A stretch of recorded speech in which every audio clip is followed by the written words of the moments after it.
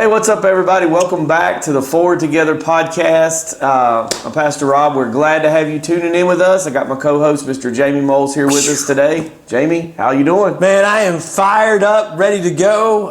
It was a busy weekend, but a great weekend. Incredible Sunday, and fired up to be here with you this morning. Here we are, yeah. Last Monday of February. Can you believe it? It is almost March. Here we are, right on the beginning of spring. You can tell I got my softball hat on this morning. We got our first practice today, so we're excited to kick off the softball season, the spring sports season for all of our teams. We're going to start practices today, so looking forward to getting out. It's supposed to be 60 degrees this afternoon. Let me tell you, man, I am so excited for spring. It has been, it's been a very cold first 7-ish weeks of the year. Yeah, I can't wait, man. It was, yesterday was nice. I mean, it was sunny.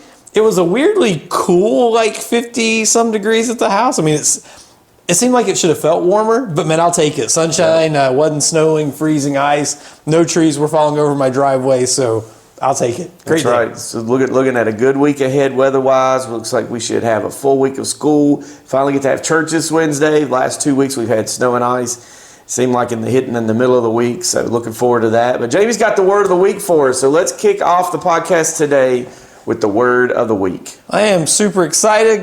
I'm just going to start off with the scripture, and then we'll kind of get into it. But it's John 15:4-7, a little longer than normal, but stick with me. Remain in me as I also remain in you. No branch can bear fruit by itself. It must remain in the vine. Neither can you bear fruit unless you remain in me. I am the vine, you are the branches. If you remain in me and I in you, you will bear much fruit. Apart from me, you can do nothing. That's important. We're going to come back to that. If you do not remain in me, you're like a branch that is thrown away and withers. Such branches are picked up, thrown into the fire and burned. If you remain in me and my words remain in you, ask whatever you wish and it will be done for you.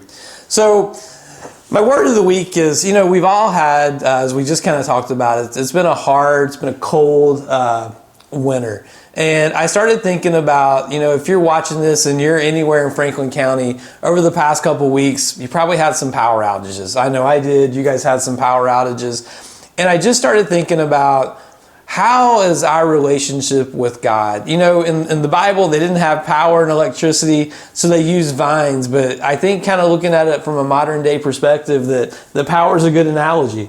And that, as you're watching this, when your power went off, how did things work in your house, right? It's kind of like it died and withered up because you weren't attached to the vine. You weren't attached to the source. Yeah. And in your Christian life, are you attached to the vine? Are you plugged in to God? Because if you can do, and I won't even say you because I joke, I'm not a preacher. So I look at my own life and, I can do all the right things. I can pray, I can read the Bible, I can come to church. But if I'm not plugged in to God in my relationship with the source, then I'm going to wither and die. So I think it's important that we examine our life, our walk, and are we doing things right? So in your house, when you don't have the electricity, you can go to the switch and you can flick it. Doesn't mean the lights come on. Yep. And that's kind of what I mean by, you can come to church, but are you just here? If you're not plugged into the source, then you don't have that relationship with the Father. So kind of my call is to look at that and examine, myself and maybe take some moment to examine yourself and see, are you plugged in? This is good stuff, because if you think about it, if you don't have electricity, I think you mentioned this yesterday, in your house, there's not much going on in your house. Yeah. And it's kind of the same way spiritually. If you're not plugged into the source, there's not much going on there. You're kind of at a kind of an empty place. Yeah. You're not really, and it's the whole idea when we say a lot going on. When you don't have electricity, certain things you're able to do, like we all know, television, cooking, cleaning, things that you're able to do in your house. You're paused on that. Then, like spiritually, when you're plugged into the source, it's the fruit of the Spirit. It's what Jesus was talking about, the vine and the branches. The branches were able to produce fruit, love, joy, peace, patience, goodness, kindness, the fruit of the Spirit, when it was plugged into the source, which is Christ. Yeah. Without that, withered up and dry, that dies. It's just good for firewood. Yeah. So it's a good word. Absolutely. Good word. So, as you hear this, take a moment to, examine. And again, we don't do it a lot, but I feel led. We're here. I mean, Sundays 10:30. If you don't have a church home and you're watching this, we invite you to come be with us at the Rocky Mountain Church of God. I think that's just something that we should always extend that invitation. Absolutely, yeah. We appreciate you tuning in today, and today we want to kind of talk about some things that are going to make us better. And this is one of the main things: is to make us better is to stay plugged into the vine. Now, Jamie and I have been having a conversation over the last several days about how we practice, like I say practice, like him and I aren't athletes, but how Speak for yourself.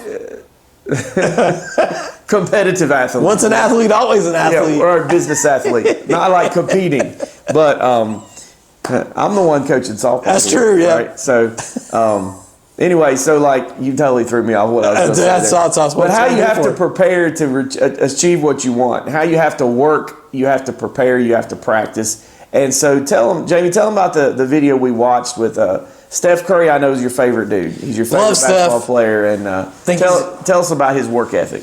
So the thing about Steph is he's already the greatest shooter in the world. Yeah. I think that is undeniable. I don't think anybody that watches basketball is ever going to say that he's not. All time. Better than Mark Price. Yes, and most people watching here want to know who Mark Price is. The only thing most people know about Mark Price is Jordan scored that cool jumper. That was Craig Elo who made that shot. Oh, was it? Yeah, I'm pretty sure. Where's Mark Price? He was on that same team. Okay. Because it was Cleveland Cavs. Oh, you're right. It was Craig Elo. We are way back in the 90s now. So, but the thing about Steph is he practices all the time. Even though he is the best, he never skips practice and to kind of do what got him there. So after a game, he made 77 three-pointers in a row in practice. And so, like, when Wait, hold on. Say that again, because you can miss what you just said. He made 77 three-pointers in a row. Think about that. At one of his practices. Think about that. Yeah. If we made 10, 15 in a row, we would be our arms would start feeling tired. If I made 10 layups in a row, I'd be happy. Much less 77 three-pointers. It's nuts. It's crazy. But the key thing is, so when you see him in his game days and he's doing the no-look, he shoots the three and he runs. He has perfected his craft through the hard work that isn't seen. Yeah. And there's a quote one time that, and I'm going to mess this up because the thought came to me, but I didn't look it up. But it says something, it's a quote that says something like, people praise you for what you see for what you did when they didn't see. Basically meaning people are going to praise you for your work, but they don't see everything that went in to get to that work. What you produced. It's a really good quote, and I'm really messing it up, but yeah, so it's all about, what are you doing to get to where you are? Mm-hmm. Well, it's just like anything. Like you and I both speak, and so like I speak as a pastor, as a teacher, counseling, helping people. You speak at your job. You give presentations. You also speak at church. But like the preparation time that goes into that, it's not just the time that you have the microphone in your hand, but what have you done to prepare to get to that moment? And for me, that preparation obviously is more than just notes and study. It's also prayer. Yes. It's also being in the right mindset spiritually to be able to hear from God and share the word the Lord has for the church that day, for the people to hear. And so that could be our practice, our repetition, our making sure that we are ready for that moment when it comes. And I just feel like that so many people are looking like. So many people have a victim mentality, like looking outside. And I know this is kind of another topic, but it goes along with this, because if you want to be accomplish your goals, I don't use the word successful, but if you want to be successful, accomplish your goals and see growth in 2025, there are things that you need to do when the camera is off, when nobody's around, that is going to pay dividends down the road, helping you get towards those goals and not blaming someone else because you're not there. Before it's kind of like when we work out. Our muscles are growing, but it's growing between the times that we've worked out, and like you don't see that immediately, but it's happening kind of behind the scenes.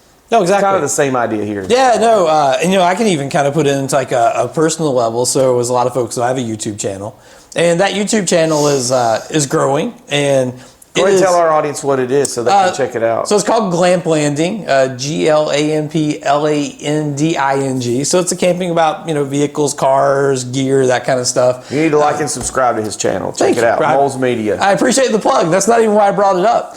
But it's relatively successful, but it is relatively successful with the time I put into it. And so I know, because we were joking before the camera went on, we both have lots of responsibilities. So, I can't lock in and put 80 hours a week into that channel. So I'm very happy with its growth, but you have to be realistic on what your energy in, energy out kind of thing is.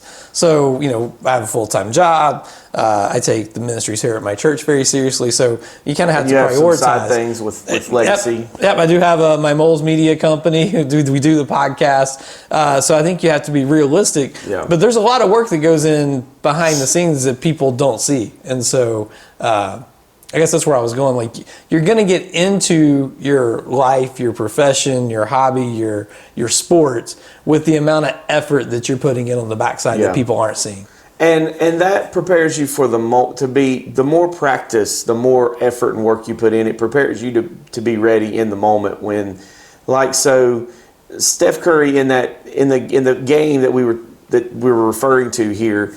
Golden State was down 20 points on the road. Yep. And Steph got in this zone, and if you're an athlete, you know what being in the zone is. And they got him the ball, and he brought his team back on the road, down 20. Was it in the fourth quarter? I believe so. And they come back and won the game. But one of the threes he made, he had his eyes closed. Yep. And the reason he could make a three with his eyes closed is because he had made 77 three-pointers in a row in practice. And again, I know I just keep going back to that, but it was because he put the work in between the games or in the off season that got him prepared for the moment when it was time to work, to achieve. Well, and I think that brings up another good point about this is, and you can guide me down because I remember the video some, but it's kind of about, we live in a society where people see success and they want to kind of be like, they don't deserve it. I don't understand why they're successful, I'm not, but we don't see all the work that goes on behind. So it's kind of like those, it's like the influences. I believe there's outside influence, inside influence, and you have to work on what you can control. Yes. I can't control what Pastor does. He can't control what I do. I can control, if I'm ready to speak on Sunday mornings, if I'm ready for this podcast, if I'm ready for those things. The outside influences, we can't control those. I can bring myself the most prepared and be the best I can be. But we live in a world where people see success. They see people see Steph and they're like, I could have done that. No, you couldn't because you didn't put in the work. If you could have done it, you would. Exactly. And I think more people, it's easier to look at people who have, and success shouldn't be measured by worldly goods, but I can't think of another way to do it right now. People see cars, clothes, houses. Again, they could be in debt. That's not a true world of success, but they see that and they're like, I don't understand what they did. And they look at their own life. Well, what did you do? Or what can you do now? You're never at an age where you can't make yourself better. So That's right. If you're out there looking, thinking, why not me? Then I would say look internally. What can you do? What can you do to be better? How can you better your life, your family's life, and reach the level of success that you want? It's never too late. That's right. And thank you for bringing that up because it's what I started to mention a moment ago. I think they call it the outside-inside theory. It's where you are looking outside for not validation, but you're looking for a blaming somebody. I don't have, this is why this happened to me. I was raised this way. My parents did this. This happened. We grew up on the other side of the tracks. We grew up here, and I never had the advantages that Steph Curry had. I never had the privilege. I never had this. But you can work hard. You may not come from privilege. You may not have what someone else may have on the outside, like you're talking about, but you can work hard. And that's what we're talking about this morning is you don't have to make excuses and play the victim mentality. It's like, I can't be there, I can't accomplish this, because you're always looking outside of yourself, but look inside. Yeah. And you say, the Lord created me, I'm fearfully and wonderfully made. God has a purpose and a calling for my life, and I can do great things for the Lord because He's with me. He's helping me, and I don't have to make excuses for why I'm not where I want to be. So we can step up and take it. Yeah, no, it's you grew up in Parrott. I grew up in the wrong side of the tracks in Pulaski, Dude Hill for life. But I mean, we did have loving parents. I work with, a real, as I've moved around, lived different places, I've worked with people who came from all walks of life, super privileged to people who didn't know where their next meal was coming from as they were growing up. And, the one key thing, regardless of how people, grew up to get to the level of success they were, was about the amount of work they put in. And, a lot of times we'll look and be like, they were lucky. It's who they knew. It's because of their parents. If you're billionaires, then your parents probably carry some weight. Otherwise, honestly, that whole parent thing's really overrated. Like, or your friends, family, that kind of stuff. But they all worked hard. And, I feel incredibly blessed. I can't say that when I was 16, 18, even in my early 20s, I kind of knew where I wanted to be. But the one thing my parents instilled in me is you work hard. So I worked hard, and then you have to be able to take advantage of opportunity. Yeah. And so I guess if I had any piece of advice, and this segment's been kind of all over the place, but I think this is important, especially if you're young, and I do the young adult ministry here, you can never, ever be scared to take opportunity. You need to pray about it. But I wouldn't be where I am today, even sitting in this chair, or I would have met Stacy if I had not taken the opportunity, even though it was pretty scary to move and pick up my entire life and move to Texas 20-some years ago. Now, then I didn't know this, couldn't see it, or maybe just wasn't smart enough, but, God was leading me on a path that would get me back to sit in this chair. And so a lot of times people ask, is there anything you would change? And I always say it like this: do I wish there were some things maybe I had lived a little differently at times? Absolutely. But I do not regret anything that's ever happened, because if without those things, I wouldn't be here. I don't know if that makes sense. Yeah.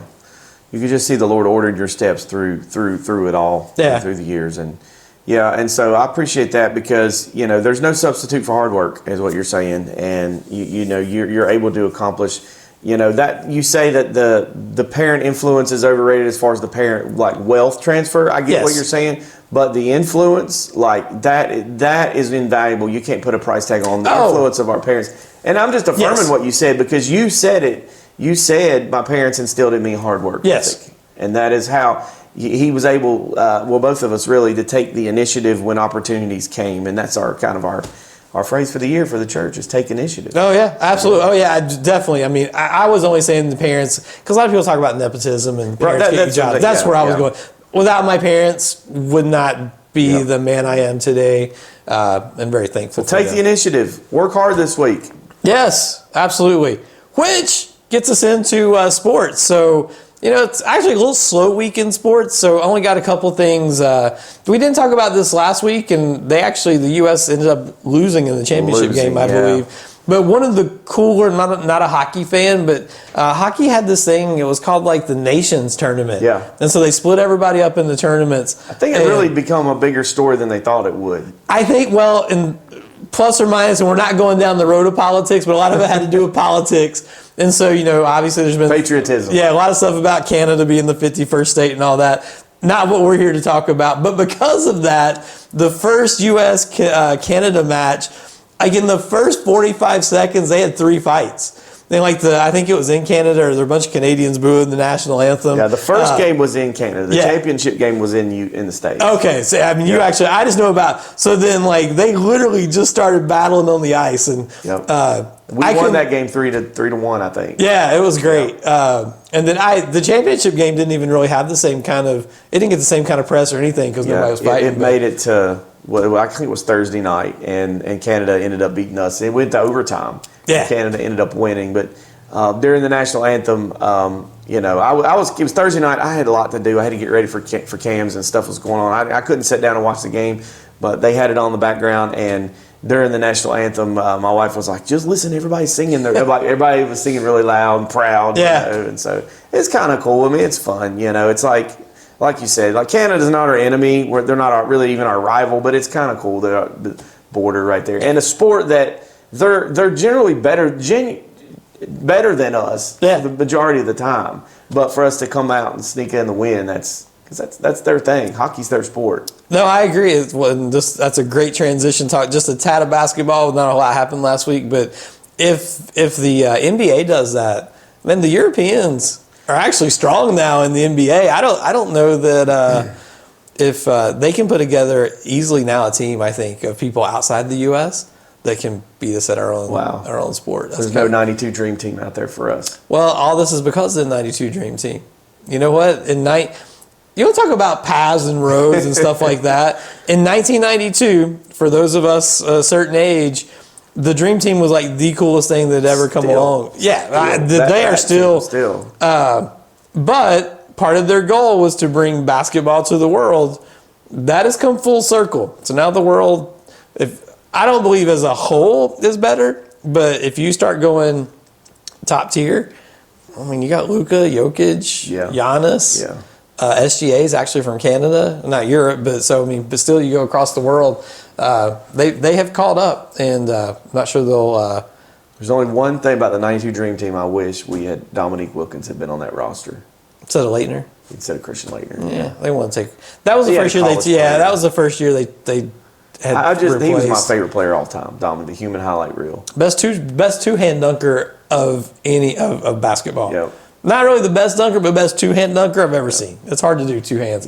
Last thing about basketball, I got to say I was wrong. Love my Warriors, love Steph. I didn't think the Butler trade was going to make that big a difference. They've won 5 of 6, and he is what the complement Steph needed. And he had not played that well this year, so I kind of thought he might be washed up. But I guess when you're happy, you play better basketball. Are they in first? No, they're they're probably 8th, 9th.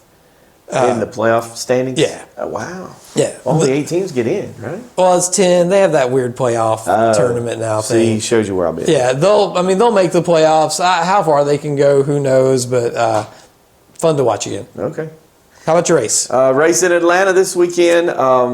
Not a lot to say about the race. I enjoyed watching it. Atlanta has become a really good race. So what they did, I think it was in 2022, they increased the banking degrees a little bit at the track in Atlanta. So you got the drivers have better grip and more lanes they can run. So you can go 3 wide in Atlanta. Atlanta's like a mile and a half. Atlanta is a mile and a half track compared to Daytona being 2 mile. And so you can go Daytona speeds 3 wide at Atlanta, but it's shorter. It makes for really good racing. Last year's spring Atlanta race was like the 3rd closest finish ever. It was 3 cars coming to the line for the win, and Daniel Suarez won that one last year. But yesterday, Christopher Bell won at the end. Ended up being a wreck at the very end. They went to overtime, and Christopher Bell, the caution light, then was a wrecking behind him. Caution light came on. And they go back and show it. Bell was ahead of Carson Hocevar was coming, and then I think Kyle Larson was there. It was 3 cars coming. I thought we were going to have another three car finish, but when they, so I don't know if you know this, but like in green white checker, when you take the final lap, the white flag. Yep, do that. When you take the white flag, if the next flag ends the race, whether it's a caution or the checker flag, so if they have to throw the caution because of a wreck, then the driver that's in front, they'll put the little graphic at the bottom as the caution light. So once that comes on, they'll show, okay, he's ahead, the caution light's on, race is over. You're not back to and the reason for that is because they don't want the guys still pushing through to win if there's a caution, a wreck, and potentially creating more dangerous than NASCAR racing isn't already. But anyway, Atlanta's in the books. We're heading to COTA next week, which is Circuit of the Americas, which is a road course. So they'll have well, I was going to ask you. So when you said they made changes to the track, I thought maybe they added a right-hand turn. But next week they'll have a right-hand turn. They'll have a right-hand turn at the road course. Yeah. I feel like those guys' arms, because they're always turning left. I feel like whatever muscles you turn right, they probably need to work on this week. Well, maybe so. Because I feel like they're stuck like this. They'll be in them. Yeah. and road coursing is not my favorite to watch, but it's a race. It's like real driving. Yeah, like real driving. All right. That's it. We're ready. That's the pod. Hey, we appreciate you for watching. This is, What are we up to? Episode 16? 16 weeks. 16 weeks, man. 4 months. We are glad you have been on this journey with us, and better things to come. So, all right. Like, subscribe. We'll see you next week. Have a great week.